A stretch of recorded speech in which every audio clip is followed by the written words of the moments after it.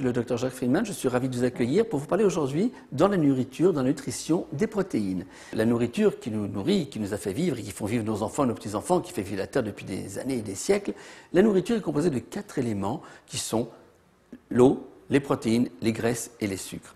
Nous allons parler aujourd'hui plutôt des protéines et dans l'alimentation, les protéines sont représentées essentiellement par les protéines animales qui sont les œufs, les viandes, les poissons et les fruits de mer.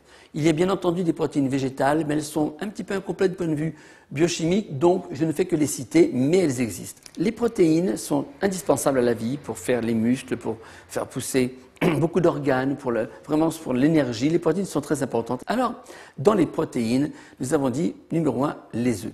Alors, les œufs sont très bons, même si les œufs sont parfois accusés de du cholestérol, parce que c'est vrai que le jaune de l'œuf, c'est un phospholipide, c'est du gras, et que le reste de l'œuf, c'est de l'albumine, mais il y a un petit peu de protéines, donc de sucre. Les œufs, c'est très bon.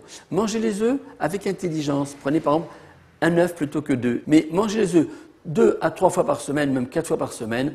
C'est excellent pour la santé. L'œuf est riche de plein de choses. Et si vous voulez un ordre d'idée, en France, on dit on mange 2 œufs au plat, on mange 2 œufs durs. Et il y a une espèce un proverbe ou un dicton de la rue que j'aime beaucoup qui dit va te faire cuire un œuf. Eh bien, quand vous mangez des œufs au plat, commencez par un œuf au plat.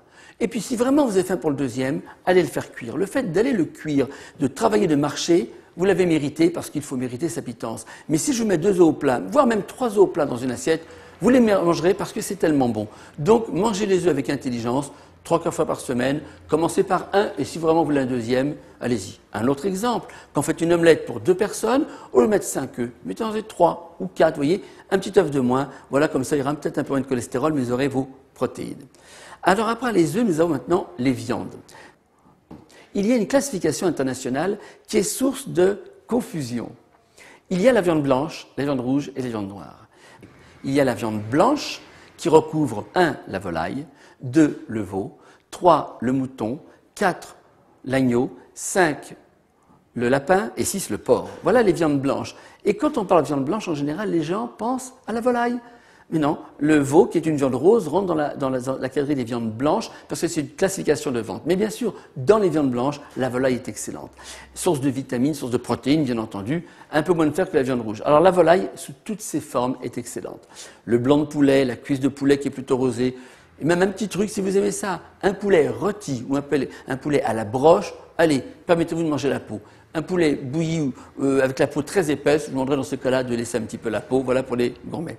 Les merguez de volaille, le foie gras de canard, pourquoi pas, le steak de dinde, un steak d'autruche, la volaille. Toutes les bêtes, on va dire, qui ont des plumes et qui font cote-cote ou qui pondent des œufs, sont de la volaille, sous toute forme, même le jambon de dinde est excellent. Après la volaille, le veau, sous toutes ses formes, si vous voulez le veau, bien entendu, mangez toujours à la quantité qui est la vôtre. Mangez pas 1 kilo de veau par repas, mais le veau, le rôti de veau, l'escalope de veau, les boulettes de veau, le rôti au veau. Après le veau qui est très bon, nous avons à égalité l'agneau. Bien entendu, je préfère un peu l'agneau pascal qui est un petit peu moins gras que le méchoui, mais c'est bon, les deux sont bons. L'agneau, côtelette d'agneau, gigot d'agneau, épaule d'agneau, l'agneau est excellent. Après la viande blanche, nous allons parler de la viande rouge. La viande rouge, essentiellement le bœuf. Le bœuf, vous le mangerez sous toutes ses formes, comme vous l'aimez, un steak haché, une entrecôte, pourquoi pas une côte de bœuf à la moelle, il n'y a pas un T-bone steak pour les Américains. La viande rouge est très bonne, mais toujours bien entendu à la bonne quantité. Quant à la viande noire, c'est le gibier, on en mange beaucoup moins, quoique les chasseurs en mangent. Donc c'est une classification à part. Voici donc les viandes rouges et viandes blanches. En ce qui concerne les poissons, troisième source de protéines, alors le poisson est excellent. Les poissons et fruits de mer d'ailleurs, c'est bourré de vitamines, c'est bourré de phosphore, c'est bourré de plein de produits de la mer. Donc là aussi on pourrait faire une petite classification avec la chair. Disons qu'on a les poissons dont la chair est blanche, et les poissons dont la chair est rose.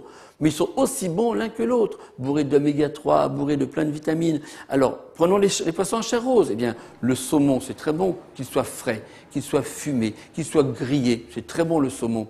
Un poisson en chair rose, le thon, à l'huile d'olive, nature, un steak de thon. Le thon est très bon. Voilà. Poisson en chair rose, la truite saumonée. Et puis les poissons en chair blanche sont excellents. Alors, le turbo, la sole, le bar, le mérou, le carlet, la cendre, le barbu, et j'en passe, c'est les meilleurs. Tous les fruits de mer sont source de protéines et sont bons, mais mangez bien entendu à la quantité raisonnable. Si on vous sert une douzaine d'huîtres, pourquoi pas n'en manger que 7 huîtres et faites cadeau à votre voisin ou à votre femme ou à votre conjoint des 4 autres. Mangez toujours avec intelligence. Il y a peut-être quelques poissons un petit peu gras, pourtant bourrés de vitamines, pour lesquels je me demanderais de faire un tout petit peu attention, mais je ne vais pas vous priver. Les anguilles sont très très riches, très grasses. Donc on mange l'anguille une fois de temps en temps, c'est vraiment un plat de fête. Les anchois, hein, une anchoïade c'est très bon pour les gens du sud-ouest, mais les anchois sont un petit peu gras, donc vous mangez ça. On ne mange pas tous les jours, je suis d'accord. Les harengs, un petit hareng de temps en temps bien sûr, mais ce n'est pas un plat de tous les jours. Les sardines à l'huile, une sardine grillée en plein été avec un barbecue, mon Dieu que c'est bon. Sardines à l'huile, vous savez qu'on ouvre comme les campeurs, on en mangera un petit peu moins. Le maquereau au vin blanc, en boîte également, est un petit peu, disons, gras avec un peu d'alcool dedans, le vin blanc. Mais par contre, le maquereau grillé au four est merveilleux. Voilà, je crois que j'ai fait le tour des protéines alimentaires, les œufs, les viandes et les poissons. Si vous voulez me retrouver ou avoir quelques informations, voyez quelques sites internet, www.maigrir-friedman.com, mon site, ou prévenir-ou-guérir.com.